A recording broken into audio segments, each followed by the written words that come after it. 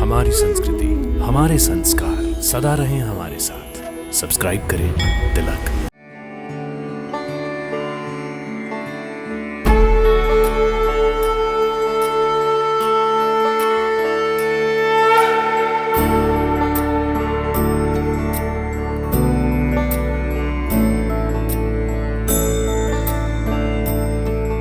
भक्तों, वैसे तो भारत देश की समस्त भूमि ही दिव्य है, पर भारत में देवभूमि के नाम से प्रख्यात है उत्तराखंड, जिसको देवताओं का निवास स्थान कहा जाता है, अर्थात धरती का स्वर्ग।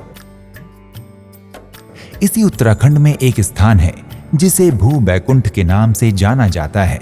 भक्तों, ये स्थान है बद्री स्थान, अर्थात पंचबद्री क्षेत्र। यहाँ श्री हरि नारायण वास करते हैं, इसलिए यहाँ देवऋषि, महर्षि, राजर्षि व अन्य ऋषि मुनि भगवान के दर्शनों और सानिध्य के लिए आते रहते हैं। इन्हीं पंचबद्री मंदिरों में से एक है वृद्ध बद्री मंदिर। ये पंचबद्री में सबसे प्राचीन बद्री मंदिर है। चमोली से जोशीमठ मार्ग पर लगभग 41 किलोमीटर की दूरी पर स्थित ये प्राचीन वृद्ध बद्री मंदिर उत्तराखंड राज्य के जोशीमठ में अणिमठ गांव में स्थित है।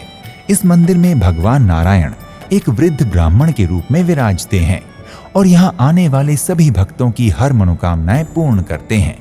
यहाँ पर भगवान विष्णु शालिग्राम शिला में चतुर्भुज रूप में विराजमान हैं। कहा जाता है कि भगवान के इस विग्रह का निर्माण देवताओं के शिल्पकार विश्वकर्मा जी ने किया था और जब 9वीं शताब्दी में आदि गुरु शंकराचार्य यहाँ आए थे तो उन्होंने विग्रह को खोजकर यहाँ मंदिर का निर्माण करवाया था। भक्तों, मुख्य सड़क मार्ग पर ही वृद्ध बद्री मंदिर का द्वार है, जिससे लगभग 200 मीटर नीचे उतरकर मंदिर के दर्शन होते हैं। वृद्ध बद्री मंदिर बहुत ही सुंदर मंदिर है। मंदिर के गर्भगृह में भगवान के बहुत ही सुंदर दर्शन होते हैं। यहाँ पर विराजित भगवान विष्णु की चतुर्भुज रूप की प्रतिमा में भगवान शंख, चक्र, गदा और पद्म धारण किए हैं।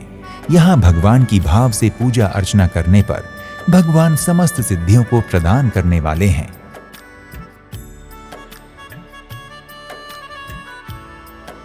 मंदिर से संबंधित एक पौराणिक कथा के अनुसार कहा जाता है कि एक समय श्री नारद जी ने इसी स्थान पर आकर भगवान विष्णु को प्रसन्न करने के लिए तपस्या की थी।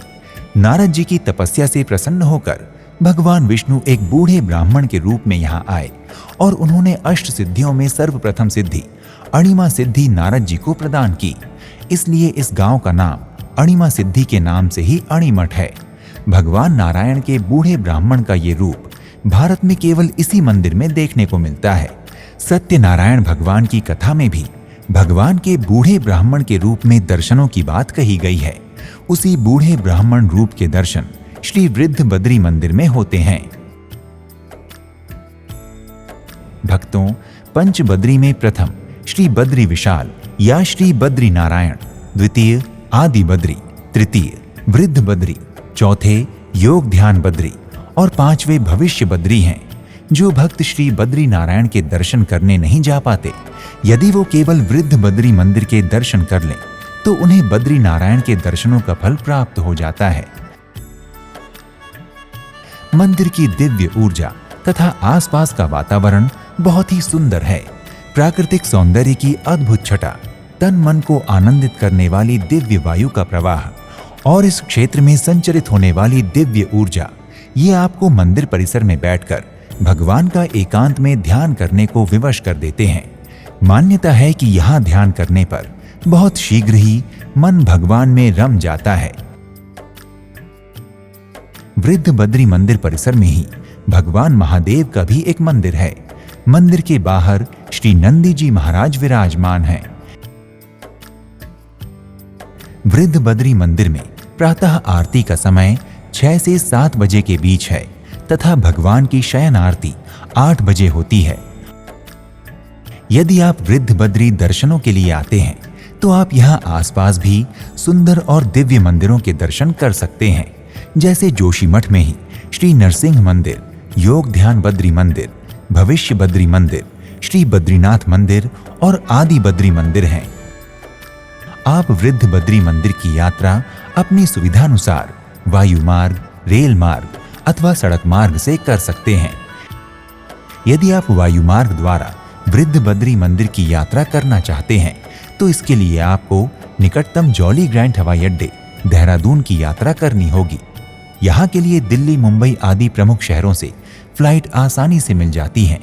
हवाई अड्डे से आसानी से आपको मंदिर की यात्रा के लिए टैक्सी मिल जाएगी। यदि आप मंदिर की यात्रा रेल मार्ग से करना चाहते हैं तो ऋषिकेश देश के कई प्रमुख शहरों से रेल मार्ग द्वारा जुड़ा हुआ है। अतः आप ऋषिकेश रेलवे स्टेशन पहुंचकर यहां से टैक्सी अथवा बस द्वारा मंदिर की यात्रा कर सकते हैं। और यदि आप मंदिर की यात्रा सड़क मार्ग से करना चाहते हैं तो ऋषिकेश शहर देश के हर बड़े शहर से सड़क मार्ग द्वारा जुड़ा हुआ है। अतः आप सरकारी अथवा निजी वाहन द्वारा ऋषिकेश पहुंचकर आसानी से जोशी मठ पहुंचकर मंदिर के दर्शन कर सकते हैं। यदि आप वृद्ध बद्री मंदिर की यात्रा करने की योजना बना रहे हैं तो शीघ्र ही यात्रा का श्री गणेश करें और भगवान श्री वृद्ध बद्री की कृपा से अपनी समस्त कामनाओं की सिद्धि करें।